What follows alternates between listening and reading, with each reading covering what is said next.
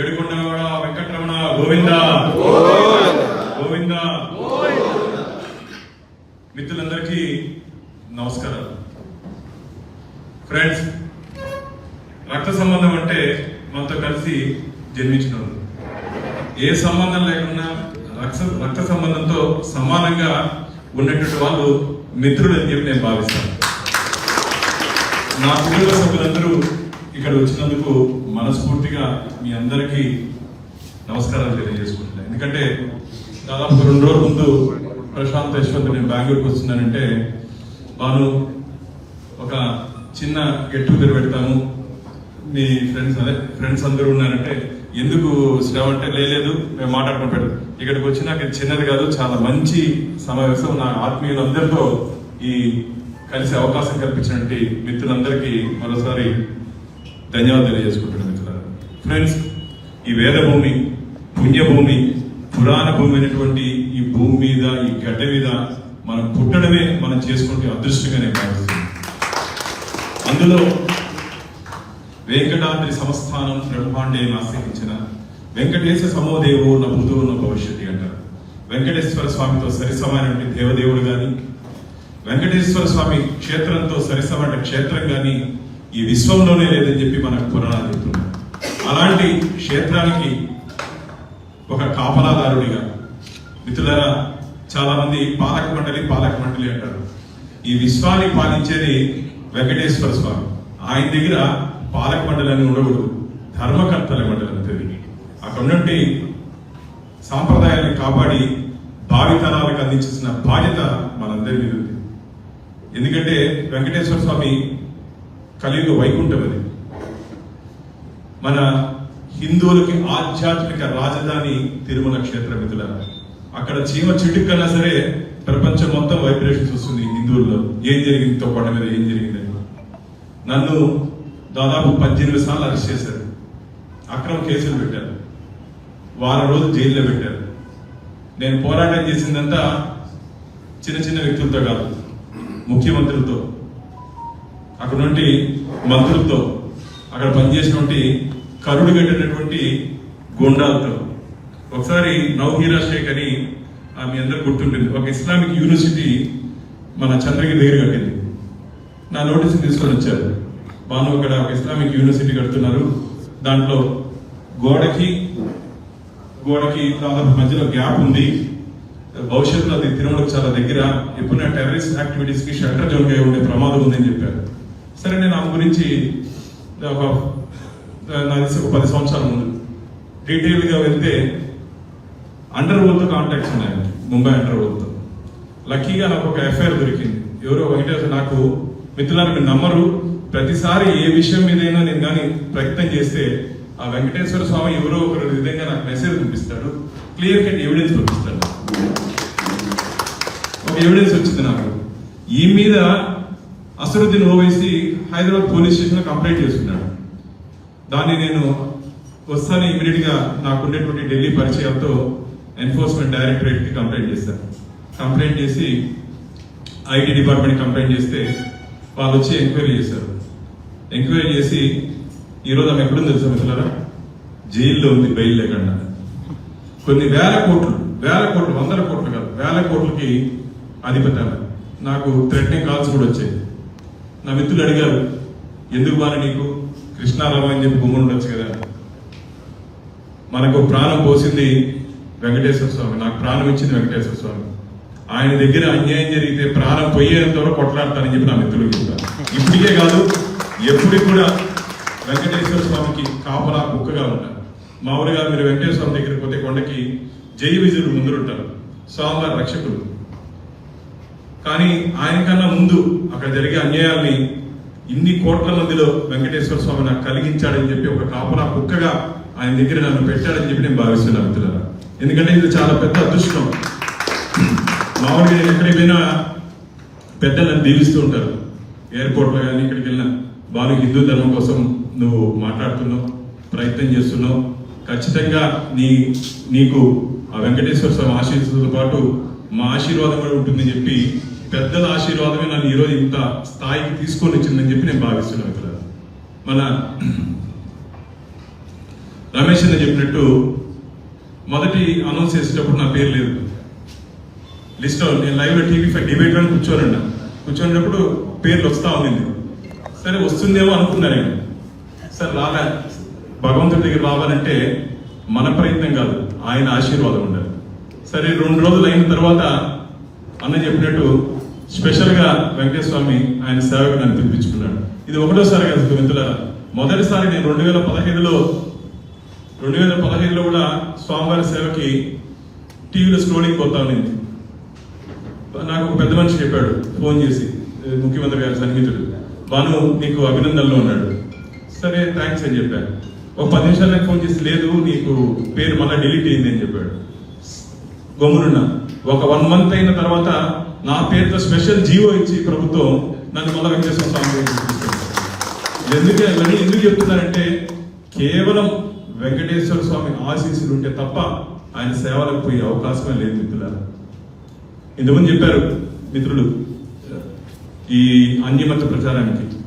నన్ను ఎవరు ఏమన్నా అనుకోండి, దయచేసి నేను నిన్న జరిగినటువంటి ధర్మకర్తల మండలి మీటింగ్లో కూడా ఒకటే చెప్పాను. వెంకటేశ్వర స్వామి దగ్గర జీతం తీసుకుంటూ, వెంకటేశ్వర స్వామి ఉప్పు తింటూ, వెంకటేశ్వర స్వామి ప్రసాదము హారతి తీసుకోని వాళ్ళు స్వామి దగ్గర ఉండాలా వద్దా చెప్పండి, గట్టిగా చెప్పండి. ఇదే మాటని నేను నిన్న బోర్డులో చెప్పాను. పేరులో కాదు, పేపర్ మీద కాదు, ప్రాక్టీసింగ్ హిందూ రిలీజియన్, మన హిందూ సాంప్రదాయాల్ని పాటిస్తూ ఉండేవాడు మాత్రమే వెంకటేశ్వర స్వామి దగ్గర పనిచేయాలి, లేకపోతే అవసరం లేదని చెప్పి నిన్న బోర్డులో చాలా ఆర్గ్యుమెంట్ కూడా జరిగింది. నాకు ఇంకో మెంబర్ కూడా, ఎందుకు ఇంత సున్నితమైన ఆర్గ్యుమెంట్ ని మీరు ఇంత హార్ష్ గా మాట్లాడుతున్నారంటే, మనం పనిచేసిన ధార్మిక క్షేత్రంలో అవసరమైతే దీని మీద ఓటింగ్ పెట్టండి అన్న. ఎందుకంటే మెంబర్స్ చాలా మంది కొత్త వాళ్ళు. మాకు బోర్డుకి రైట్ ఉంది, టీటీడీ ఒక అటానమస్ బాడీ. చైర్మన్ ఏదైనా అంశం రైజ్ చేస్తే, డిఫరెన్స్ ఆఫ్ ఒపీనియన్ వస్తే మనం ఓటింగ్ పెట్టచ్చు. రైజ్ చేస్తే లక్కీగా నాతో పాటు ఉన్నటువంటి హిందూ బంధువులందరూ దాదాపు అందరూ చేయిస్తారు.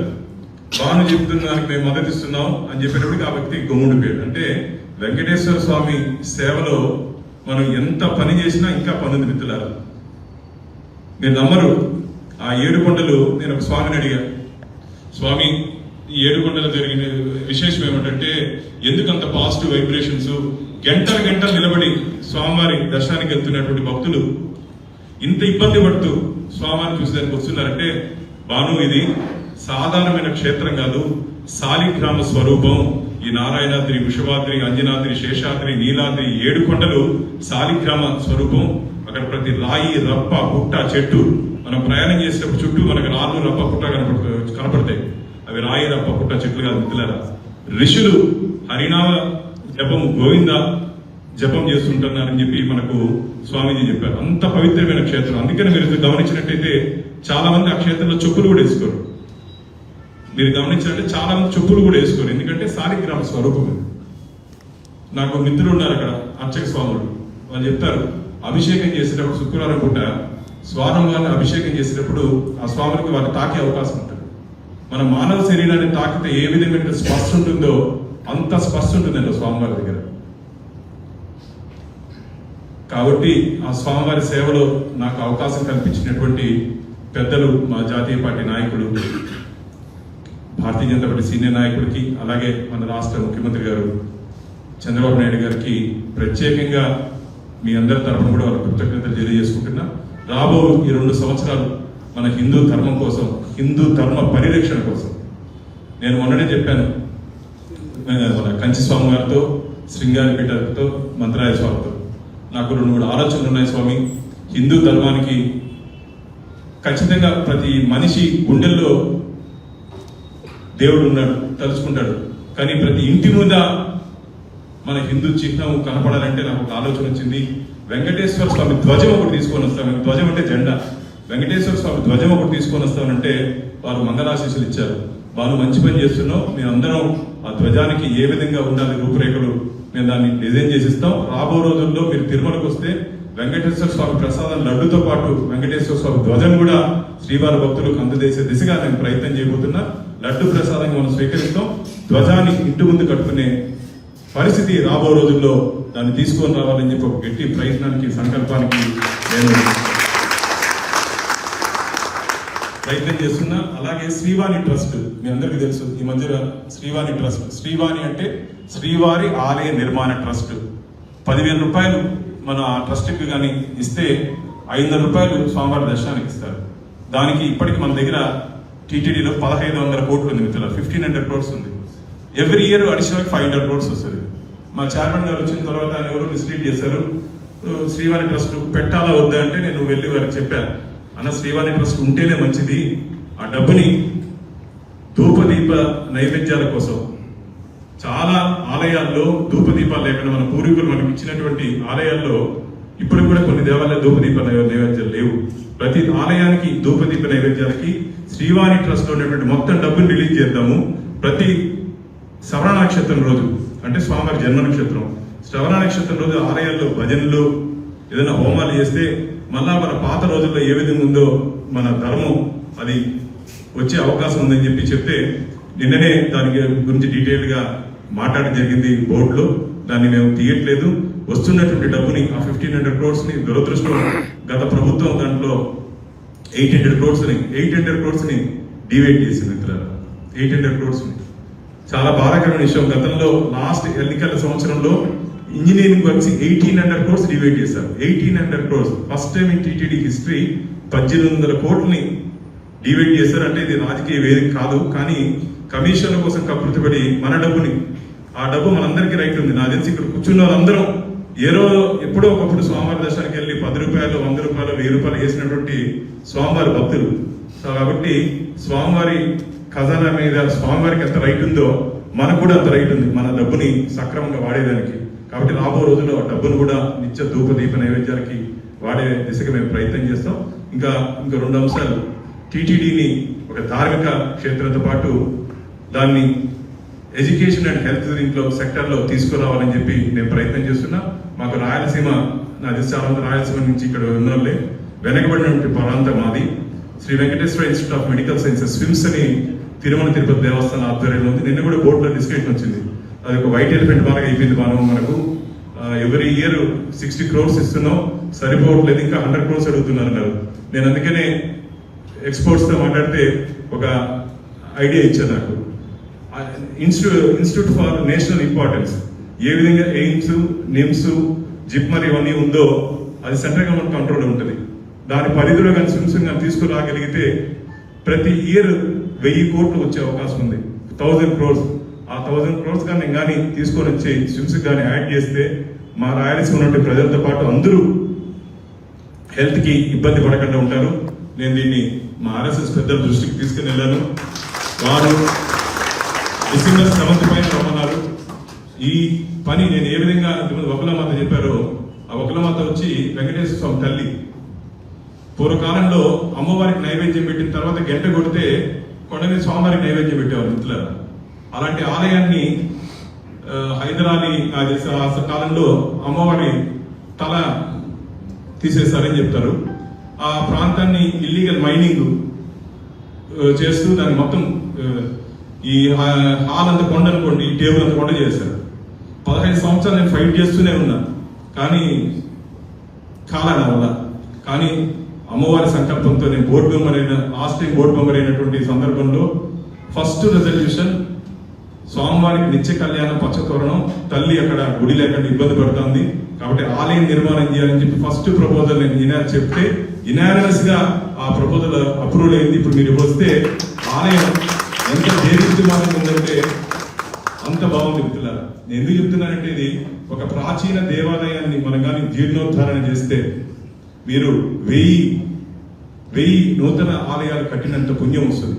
కాబట్టి మన ప్రాంతంలో ఏదైనా ప్రాచీన ఆలయాలు ఉంటే, పూర్వకాలంలో రాజులు చక్రవర్తులు ఉండేవాళ్ళు, ఆలయాన్ని పోషించేవాళ్ళు. ఇప్పుడు మనకు అవకాశం లేదు. మనకున్నటువంటి డబ్బుతో, మనం సంపాదించిన డబ్బుతో కొద్దిగా, మనం కాకుండా ఒకరి వల్ల కాదు, ఒక 10 మంది 100 మంది కలిసి మన ప్రాంతంలో దేవాలయాన్ని దయచేసి గుర్తుపెట్టుకోండి. ప్రాచీన దేవాలయాన్ని మనం కానీ డెవలప్ చేస్తే ఆశీర్వాదం వేరే విధంగా ఉంటుంది. గుడి బడి 2 ఒకటే. విద్యాలయాలు అంటారు, దేవాలయాలు అంటారు. కాబట్టి రెండింటినీ ఒకటేగా చూస్తూ ముందుకు పోవాలని చెప్పి మీ అందరినీ కోరుకుంటూ, హిందూ ధర్మం కోసం మనం భగవంతుడు ఇచ్చినటువంటి జీవితంలో కొద్దిగా సమయాన్ని, కొద్దిగా సంపదని హిందూ ధర్మం కోసం మనం ఖచ్చితంగా మన కేటాయించాల్సిందిగా మిమ్మల్ని అందరినీ కోరుకుంటూ, గోమాత, భూమాత, తులసి మాత మనకు తల్లితో సమానం. గోమాత తిరుపతిలో మీరు కానీ గమనించినట్టయితే అలిపిరి దగ్గర గోమందిరం, నేను ధర్మకర్తల మండలి ఉన్నప్పుడు అది 2వ సబ్జెక్ట్ కింద తీసుకున్నాను. గోవుకి వెంకటేశ్వర స్వామికి ఏ రిలేషన్ అంటే, స్వామివారి కొండ మీద పుట్టలో ఉన్నప్పుడు బ్రహ్మ ఈశ్వరుడు ఆవు దూడకొచ్చి స్వామివారికి సేవ తీసి అంటే పాలిచ్చారని చెప్పి మన పురాణాలు చెప్తున్నాయి. కాబట్టి అలాంటి సీక్వెన్స్ ని గో ప్రదక్షిణ, గోతులాభనం చేసిన తర్వాత స్వామివారిని దర్శనం చేసుకోవాలని చెప్పి చాగంటి గారితో మాట్లాడితే అక్కడ గోమందిరాన్ని నిర్మిస్తే బాగుంటుందని చెప్పారు. నేను ధర్మకర్తల మండలి సభ్యుడు ఉన్నప్పుడు దాన్ని ప్రతిపాదిస్తే నా మిత్రుడు శేఖర్ రెడ్డి అని చెన్నై 15 కోట్లు పెట్టి నిర్మించారు. మిత్రులారా, దయచేసి మీరు ఎప్పుడు వచ్చినప్పుడు ఆ గోమందిరాన్ని చూడండి. మీరు ఒక్కసారి గోమాతని కానీ పూజిస్తే 33 కోట్ల దేవతల ఆశీర్వాదం ఉంటుంది. కాబట్టి గోమాత దర్శనం కూడా చేసుకొని మనం వెళ్ళాలి. కాబట్టి భవిష్యత్తులో ఆవుని, గుడిని, బడిని రక్షించుకునే దిశగా మీ అందరి ఆశీర్వాదం నా మీద ఉండాలని చెప్పి, మీ అందరి ఆశీర్వాదం, మీ అందరి తపనే నన్ను ఈరోజు ధర్మకర్తల మండలి సభ్యుడికి చేసినందుకు నేను భావిస్తున్నాను. ఎందుకంటే పైన తదాసు దేవతలు ఉంటారు. నా పేరు పెండింగ్ పెట్టిన తర్వాత నా మిత్రులందరూ బానుకొచ్చుంటే బాగుండు అంటున్నారు. కాబట్టి అది విని ఆ భగవంతుడు నాకు ఇచ్చారని చెప్పి నేను భావిస్తున్నా. కాబట్టి నేను ఈ రోజు ఈ స్థానంలో ఉన్నానంటే దానికి కారణం మీరు అందరూ అని చెప్పి నేను భావిస్తూ, మీ ప్రేమ, అభిమానాలు నాకు జీవితాంతం ఇదే విధంగా తోడుగా ఉండాలని చెప్పి, నేను ఏదైనా అక్కడ ఏదైనా చేయాలనుకుంటే నాకు మీ సజెషన్స్ కూడా, ఎందుకంటే మేము ఒకే ఆలోచనతో పోతాం. నాది ఇంతకుముందు సాయి చెప్పినట్టు కరుడు కట్టిన హిందుత్వం ఉంటుంది. అంటే నాకు ఎందుకో పాపించి ఆ విషయంలో నేను ఎక్కడ రాజీపోయే అవకాశమే లేదు. నాకు ఏదైనా ఇంకా మంచి ఐడియా సీనియర్స్ ఉన్నారు కాబట్టి ఇది చేస్తే బాగుంటుంది దేవస్థానంలో, ఇది చేస్తే బాగుంటుంది, నువ్వు మాట్లాడేది తప్పు, నువ్వు మాట్లాడేది రైటు. నేను మంచి చేస్తే చెప్పేది కాకుండా నేను చెడ్డ చేస్తే ఇమీడియట్ గా అంటే తప్పుడు, నేను ఏదైనా మనిషి కాబట్టి మన దేవుడు కాదు, ఎప్పుడన్నా మనం తప్పు చేసే అవకాశం ఉంటుంది. నువ్వు తప్పు చేస్తున్నావని చెప్పి మీకు మందలించే హక్కు మీ అందరికీ ఉంది. కాబట్టి నేను ఏదైనా రాంగ్ రూట్ లో పోతే నన్ను గైడ్ చేయండి అని చెప్పి మిమ్మల్ని అందరినీ కోరుకుంటూ, ఈ మంచి ఆత్మీయ సమావేశాన్ని నా రక్త సంబంధికుల నేనందరూ ఇక్కడ నుండి చేసినందుకు మరోసారి నా మిత్రులందరికీ, పెద్దలందరికీ మనస్ఫూర్తిగా చేతులెత్తి నమస్కరిస్తూ సెలవు తీసుకుంటున్నాను. గోవిందా నారాయణ. హిందూ ధర్మ రక్షణ